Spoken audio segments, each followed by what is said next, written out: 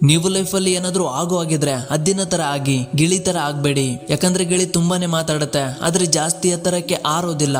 ಆದ್ರೆ ಅದು ಸೈಲೆಂಟ್ ಆಗಿರುತ್ತೆ ಮತ್ತು ತುಂಬಾನೇ ಎತ್ತರದಲ್ಲಿ ಹಾರಾಡುತ್ತೆ. ಇದೇ ಕಾರಣಕ್ಕೆ ಅದು ಉಳಿದ ಪಕ್ಷಿಗಳಿಗೆ ರಾಜ ಅನಿಸಿಕೊಂಡಿರೋದು. ಇವತ್ತು ನಾನು ಹೇಳ್ತಾ ಇದ್ದೀನಿ, ಇದು ಇಂತಹ ಕ್ವಾಲಿಟಿಗಳಂದ್ರೆ ಅದು ಹದ್ದಿನಿಂದ ಕಲಿಯುವಂತದ್ದು ಮತ್ತು ಇದು ಜೀವನದಲ್ಲಿ ತುಂಬಾ ಪಾಠಗಳನ್ನು ಹೇಳ್ಕೊಡುತ್ತೆ. Point number 1, eagle fly alone. ಅದು ಯಾವಾಗ್ಲೂ ಒಂದೇ ಹಾರಾಡುತ್ತೆ ಮತ್ತು ಎಲ್ಲ ಪಕ್ಷಿಗಳಿಗಿಂತ ಎತ್ತರದಲ್ಲಿ ಹಾರಾಡುತ್ತೆ. ಅದು ಅಷ್ಟೊಂದು ಎತ್ತರದಲ್ಲಿ ಒಂದೇ ಹಾರಾಡುತ್ತೆ, ಆದ್ರೆ ಯಾವತ್ತೂ ಕೂಡ ಚಿಕ್ಕ ಪುಟ್ಟ ಪಕ್ಷಿಗಳ ಜೊತೆ ಹಾರಾಡೋದಿಲ್ಲ. ಇದರಿಂದ ನಾವು ಕಲಿಬೇಕಾಗಿದ್ದು ಏನು ಅಂದ್ರೆ, ನೀವು ಯಾವಾಗ್ಲೂ ಚಿಕ್ಕದಾಗಿ ಯೋಚನೆ ಮಾಡೋ ಜನರಿಂದ ದೂರ ಇರಿ ಮತ್ತು ಒಬ್ಬರೇ ಇರೋದನ್ನ ಅಭ್ಯಾಸ ಮಾಡ್ಕೊಳ್ಳಿ. ಇದರಿಂದ ನಿಮ್ಮನ್ನ ನೀವು ತಿಳಿದುಕೊಳ್ಳೋಕೆ ಒಂದು ಅವಕಾಶ ಸಿಗುತ್ತೆ. ಪಾಯಿಂಟ್ ನಂಬರ್ 2, ಹದ್ದಿನ ವಿಷನ್ ತುಂಬಾನೇ ಕ್ಲಿಯರ್ ಮತ್ತು ಸ್ಟ್ರಾಂಗ್ ಆಗಿರುತ್ತೆ. ಹದ್ದು ತನ್ನ ಶಿಕಾರಿಯನ್ನ 5 ಕಿಲೋಮೀಟರ್ ದೂರದಿಂದಲೇ ಗಮನಿಸುತ್ತೆ.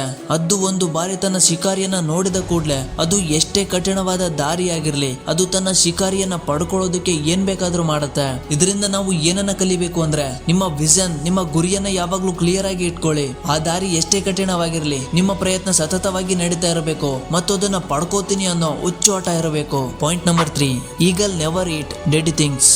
ಹದ್ದು ಯಾವತ್ತೂ ಕೂಡ ಸತ್ತಿರೋ ಪ್ರಾಣಿಗಳನ್ನ ತಿನ್ನೋದಿಲ್ಲ. ಹದ್ದು ತನ್ನ ಬೇಟೆಯನ್ನ ಜೀವಂತವಾಗಿ ಬೇಟೆ ಆಡುತ್ತೆ. ಇದರಿಂದ ನಾವು ಏನನ್ನ ಕಲಿಬಹುದು ಅಂದ್ರೆ, ನಮ್ಮ ಪಾಸ್ಟ್ ಏನಿದೆಯೋ ಅದು ಸತ್ತು ಹೋಗಿದೆ. ಕಳೆದು ಹೋಗಿರೋ, ಮುಗಿದು ಹೋಗಿರೋ, ಸತ್ತು ಹೋಗಿರೋ ಸಂದರ್ಭ ಮತ್ತು ಸಮಯಗಳಲ್ಲಿ ಮುಳುಗಬೇಡಿ. ನಿಮ್ಮ ಗಮನ ಮುಂದೆ ಬರ್ತಾ ಇರೋ ಫ್ರೆಶ್ ಜೀವನದ ಮೇಲೆ ಇರಲಿ. ನಿಮ್ಮ ಪಾಸ್ಟ್ ನಲ್ಲಿಯೇ ಬಿಡಿ. ಈಗಿನ ಕ್ಷಣ ಏನಿದೆಯೋ, ಪ್ರೆಸೆಂಟ್ ಏನಿದೆಯೋ ಅದರಲ್ಲಿ ಬದುಕಿ. ನೀವು ಪ್ರೆಸೆಂಟ್ ನಲ್ಲಿ ಪಾಸ್ಟ್ ನ ಬಗ್ಗೆ ಯೋಚಿಸ್ತಾ ಕೂತ್ರೆ, ಪಾಸ್ಟ್ ಯಾವತ್ತೂ ಕೂಡ ನಿಮ್ಮನ್ನ ಪ್ರೆಸೆಂಟ್ ಗೆ ಬರೋದಕ್ಕೆ ಬಿಡೋದಿಲ್ಲ.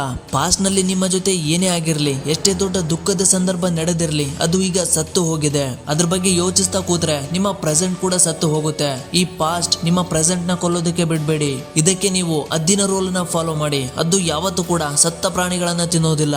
ಪಾಯಿಂಟ್ ನಂಬರ್ 4, ಯಾವಾಗ ಮಳೆ ಬರುತ್ತೋ ಅದು ಆಗ ತುಂಬಾನೇ ಎಕ್ಸೈಟೆಡ್ ಆಗುತ್ತೆ. ಈ ಮಳೆ ಯಾವಾಗ ಬರುತ್ತೋ ಎಲ್ಲ ಪಕ್ಷಿಗಳು ಸುಮ್ನೆ ತಮ್ಮ ಗೂಡಿಗೆ ಹೋಗಿ ಕೂತ್ಕೊಳ್ಳುತ್ತೆ. ಆದ್ರೆ ಅದು ಮಳೆಯಿಂದ ಎದುರೋದಿಲ್ಲ, ಬದಲಿಗೆ ಅದು ಎಕ್ಸೈಟೆಡ್ ಆಗತ್ತೆ. ಅದು ಮಳೆಯನ್ನ ಎಂಜಾಯ್ ಮಾಡ್ಕೋತಾ ಆರತ್ತೆ.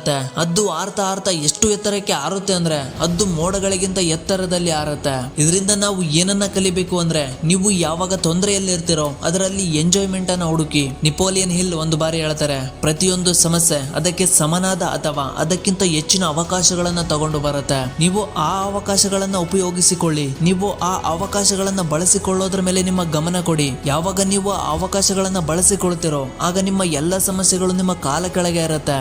ಪಾಯಿಂಟ್ ನಂಬರ್ 5, ಹದ್ದು ಯಾವಾಗ್ಲೂ ತನ್ನ ಗೂಡಿನಿಂದ ಮೃದುವಾದ ಹುಲ್ಲನ್ನ ತೆಗೆದು ಹಾಕುತ್ತೆ. ಇದರಿಂದ ತನ್ನ ಹದ್ದಿನ ಮರಿಗಳು ಆರಾಮವಾಗಿ ಗೂಡಿನಲ್ಲಿ ಇರಬಾರ್ದು ಅಂತ.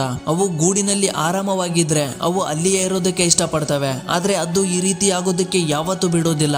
ಯಾಕಂದ್ರೆ ಹದ್ದಿಗೆ ಗೊತ್ತು, there is no growth in comfort zone. ನಾವು ಕಂಫರ್ಟ್ ಝೋನ್ ನಲ್ಲಿ ಇರೋದ್ರಿಂದ ನಾವು ಏನನ್ನು ಕಲಿಯೋದಿಲ್ಲ ಮತ್ತು ನಮ್ಮ ಗ್ರೋತ್ ಕೂಡ ಆಗೋದಿಲ್ಲ. ಆದ್ರೆ ನಾವು ಮನುಷ್ಯರಾಗಿದ್ರು ಕೂಡ ಇದನ್ನ ಅರ್ಥ ಮಾಡಿಕೊಳ್ಳೋದಿಲ್ಲ. ನೀವು ಎಷ್ಟು ಕಂಫರ್ಟ್ ಝೋನ್ ನಲ್ಲಿ ಇರೋದಕ್ಕೆ ಇಷ್ಟಪಡ್ತಿರೋ, ನಿಮ್ಮ ಮುಂದಿನ ಭವಿಷ್ಯ ಕೂಡ ಅಷ್ಟೇ ಕಠಿಣವಾಗ್ತಾ ಹೋಗುತ್ತೆ.